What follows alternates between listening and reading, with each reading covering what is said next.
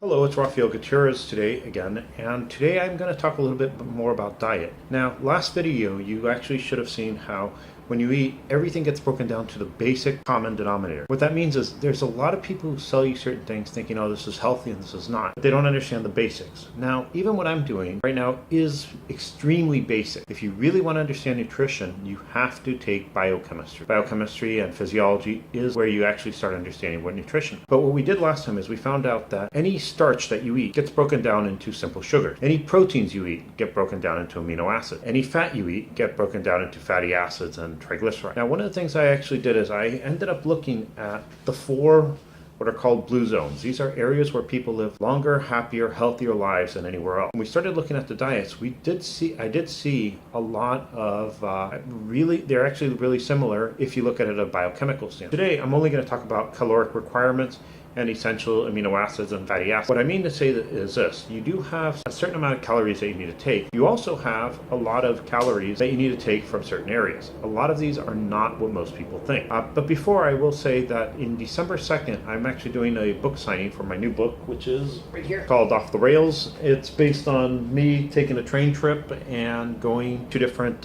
martial arts schools, training under that. And one of the things that happened is if you ever take a train trip, you notice that you have a lot of time to think. And so one of the nice things that I was able to do when I did this is I actually ended up realizing something that most people don't pay attention to. Most people have, especially today, have actually become really pessimistic on what happens and what things can do. Now, what I found is my parents came in '79, which for some people would think, okay, that's a long time ago. But for someone like me who's 42, it's really not that long ago. And what I actually did find is, yes, there were recessions, there was an oil embargo at the time. My dad actually, when we moved here, we were living in a 2-bedroom apartment with my uncle, his wife, and their son. We're actually living in one of the rooms. My mom, dad, and younger brother, who was an infant at the time, were living in another room. Me, my older sister, and one of my aunts were living in the living room. And that's actually how my life in the U.S. began. Now, my dad and mom both worked really hard, and I actually found out that when I was actually thinking about it, I started realizing that they actually had sometimes 14-hour work days, and they worked Monday through Saturday. Sometimes they took Saturday off, sometimes not. But on Saturdays, they would usually work small days. They would only work 6 hours. And I say they because I did notice it was both of them. I also actually was really thankful to my brother and sister with this, because one of the things I did realize is that both of them, actually, and me too a little bit, but my sister especially did do a lot of work on my dad's office. She acted as an office manager when she was in high school. I did it for a little bit, but real quick, I kind of went and did my own thing. My brother also acted as an office manager, and my mom was pretty much the office manager for most of the time, only changed when she went to get her bachelor's and master's. And so one of the reasons that I actually wrote this is because I do see a lot of people saying the American dream is dead. And the American dream's not dead, it's just hard. If you listen to the stuff I'm saying, my parents work sometimes 14-hour days. Now, let that sink in. How many people will say, oh, I have a dream of XYZ and are willing to work 14-hour days? There are some, and I have some students who their parents during the recession were laid off. One of them was a contractor, and he ended up starting his own contracting business during the Great Recession. Another one did metal work, and he started his own metal work business. One of them was actually doing construction and started doing things on the side. He ended up working with apartment complexes that needed repairs. But what ended up happening is a lot of these people ended up starting their own businesses because they needed to. They had kids, they needed to make sure that they could provide, and they were able to do this even now. So a lot of people will say, oh, well, I can't do this. Well, one of the things I actually have noticed is all the people who I noticed made it past the recession and are actually better off now than they were before the recession, actually took it to themselves to work hours that I've never worked and probably will never work. Are they going to have more than me? Obviously. I mean, if they're working that hard. The other thing is they didn't rely on people. And I know that this may actually offend a lot of people because they want to believe certain things. But the thing is, even with the Great Recession, I actually had students, all of them, if they weren't immigrants, they were first generation here in the U.S. who were able to get ahead. But I'm not going to talk about the American dream. If you're interested, you can look at the book. I'll also talk about train trips and everything.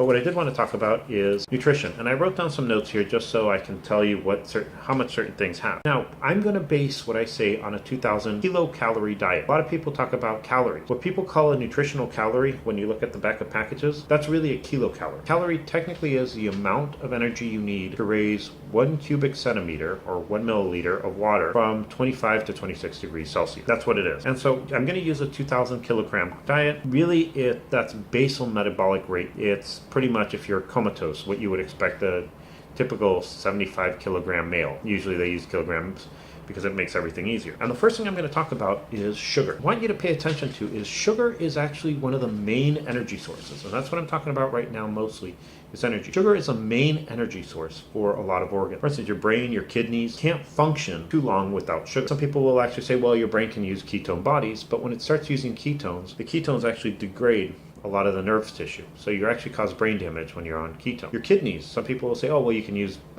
proteins. Well, you deaminate them, and you can end up causing kidney problems. And anyone who's gone through kidney failure knows how horrible of a death this is. So you have a lot of organs that need sugar, need carbohydrates in the form of sugar. Any carbohydrate you eat is going to be broken down into simplest sugar molecule. Your body does not absorb carbohydrates, it absorbs sugar. If we're dealing with a 2,000 kilogram diet, we're talking about what you need roughly is 225 to 325 grams of sugar. Grams of carbohydrates. Again, it doesn't matter what type of carbohydrate it is. And just to show you how it works, I'm going to use an example. Now, what I found is this apple will have about 25 grams of sugar. Now, I poured it in a pint glass so you can see how much it really is. This almost half pint of soda has about 25 grams of carbohydrates too. What I actually want you to see is one apple has the same amount of carbohydrates as this.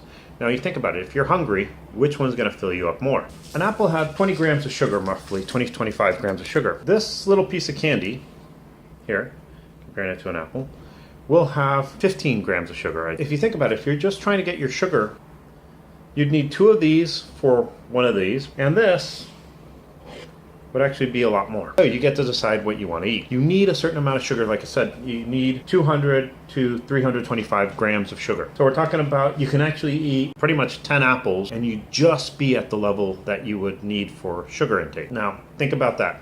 Think about eating 10 apples. You would probably be full the entire day, but it would be enough sugar to maintain life. Because doing physical activity, you'll need more sugar. The other thing people need that they forget is fatty acids. Now, fatty acids are, you have fats, you can break it. You have lipids, you have fats, you have fatty acids, triglycerides, lipids, and you have to break them apart. You actually don't take the fat that you drink, you break it into fatty acids, triglycerides. Now, one thing people forget is this.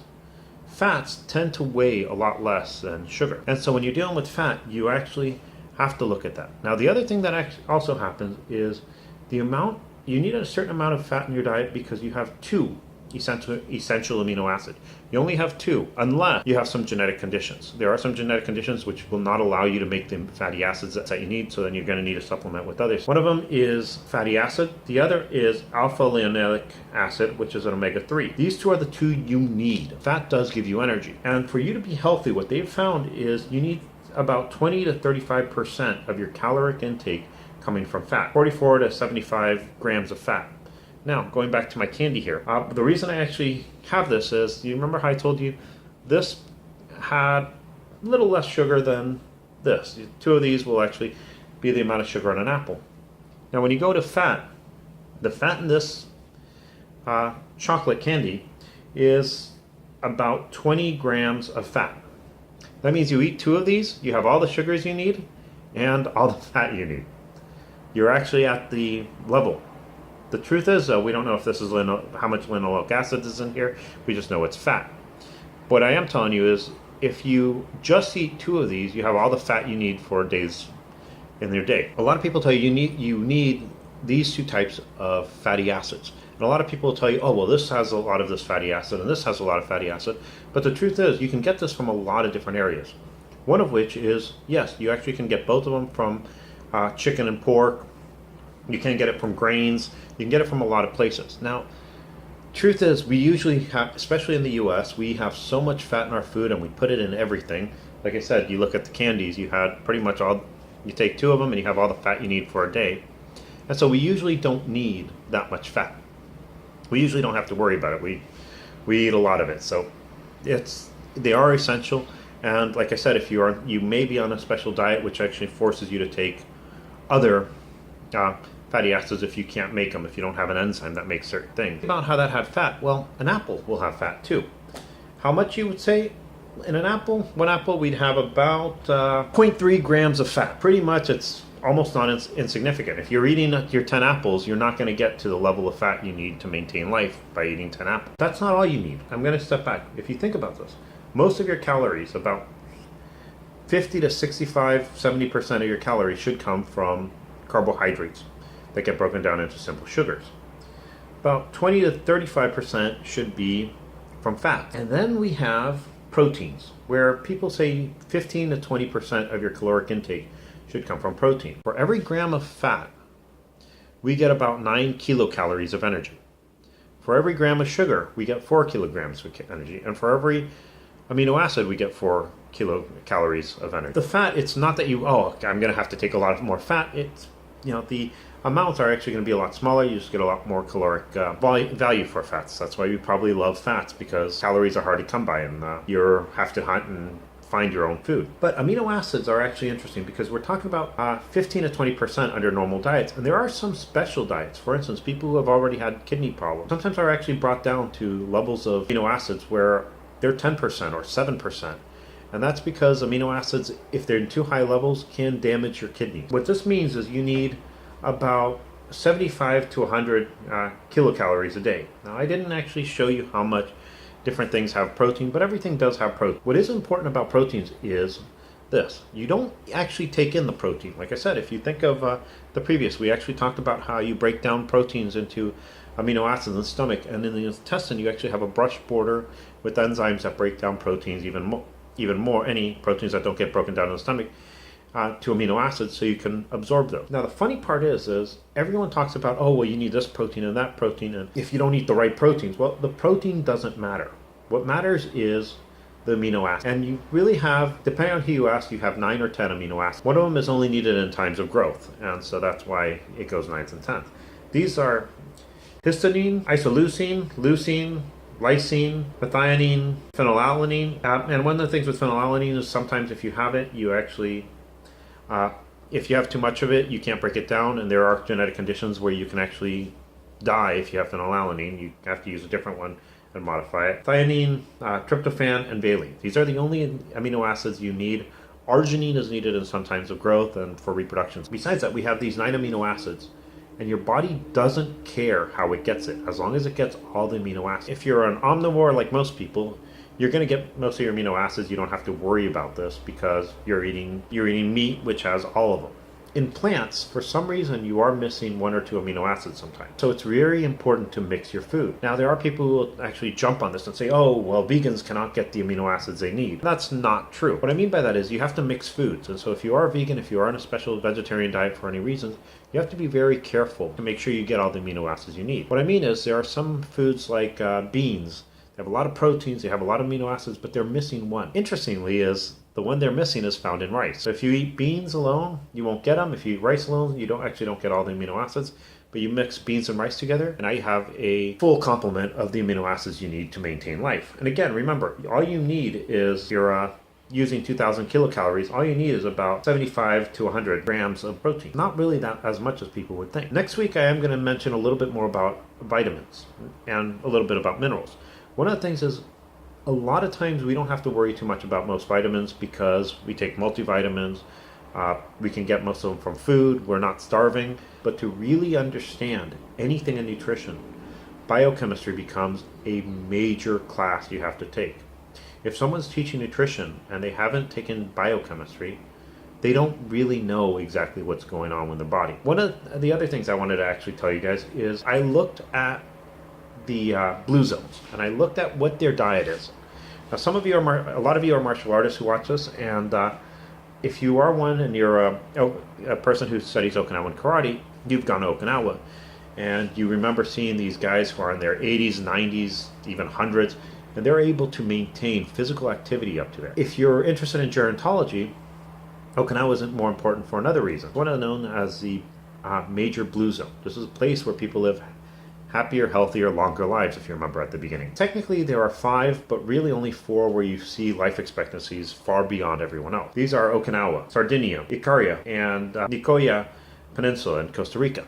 When I looked at the diets, what you'll notice is on the surface there's not that much similar, but when you actually look at the biochemical, you actually see something really interesting. For instance, we look at the Okinawan diet. Anyone who's gone to Okinawa knows of okisoba. If you train in karate, I think every karateka will take you to their favorite okisoba restaurant. It's a soup with a lot of noodles. The noodles are actually made with buckwheat. It has pork, chunks of pork. It actually has pork belly. Pork, when you are in Okinawa, you'll notice is a big part of the Okinawan diet. Now, they don't have these giant servings. They are more appropriate to what a human being should actually eat. Yes, they do have goya, which is a vegetable.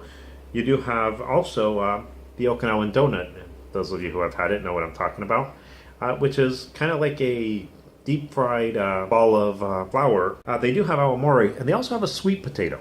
Now, guess what sweet potatoes are high in? Carbohydrate. Also, you have to remember, if you've gone to Okinawa, you know that rice is a staple food there. So what you're seeing is, even though a lot of people tell you, oh, avoid this, avoid that, what you're seeing is a lot of the stuff that these people are living off of are actually not what people are selling you is good for your diet. What I decided to do is I decided to look at the next one. So Sardinia. What I ended up finding is Sardinia's diets are high in fruits and vegetables, but also their staple, what's found in every meal, seems to be wheat and grain. Again, carbohydrate. When we go to Ikaria, we end up again finding grains and other sources of carbohydrates as one of the main things people are eating. And Nicayo Peninsula in Costa Rica. If anyone's gone to Costa Rica, Nicaragua, or Latin America, they can tell you that the staple diet there is rice. You start seeing that all these things that people are telling you, oh no, you want to avoid this, that's not the way it has to be. You actually have to have a balanced diet. Pretty much eat the way your great-grandmother told you to, but don't overeat. Don't have the massive amounts of food. Now think about it. We always forget about this. We have the soda. This has a calorie. This will have more sugar than this. If you're hungry, which one is needed? Is this good for hydration? No, it tastes great, yes. But if you're thirsty, you'd better off drinking water. When I talk about electrolytes, will tell you about the American Pediatric Association's view on things like sport drinks, which pretty much is don't ever give this to a kid. I hope you enjoyed this. If there's any questions, put them on the bottom, let me know. If there's any suggestions for topics you want to cover, please let me know. And over here, and like I said, next week I am going to start covering vitamins, minerals, and how they work. I can't go into all the biochemistry because that would be a 2-year class. But over here, what I wanted to do is for you to get the basics. Now again, if you're in San Diego at the Upstart Crow on December 2nd, I'm going to be signing my new book, Off the Rails. If you buy the Serious and the Rarest Things, I'll sign it there too. I'll probably read a little bit from it too. And then on the 3rd, I'm going to be at the library in Fallbrooks here in California again, and I'm going to be signing my books too. If you have them, please feel free to bring them in. If you have any questions, if you've read them, please let me know. I do have 2 other books. One of them is just a workbook for anatomy. I call it Human Anatomy, a Clinical Approach. Looks like this. Then I also have another one, which is Breaking Points, which I use the pretty much clinical data to talk about how you can look at a kata using Iken Hiatsu. I use Pinan Shodan for that one for reasons that it's pretty widespread, but the same moves in Pinan Shodan are found in a lot of the other katas and a lot of other forms from different styles. So with that, I'm going to sign out. Please help support my channel by buying books. They're available on Amazon. And hope this is something you can use. Goodbye.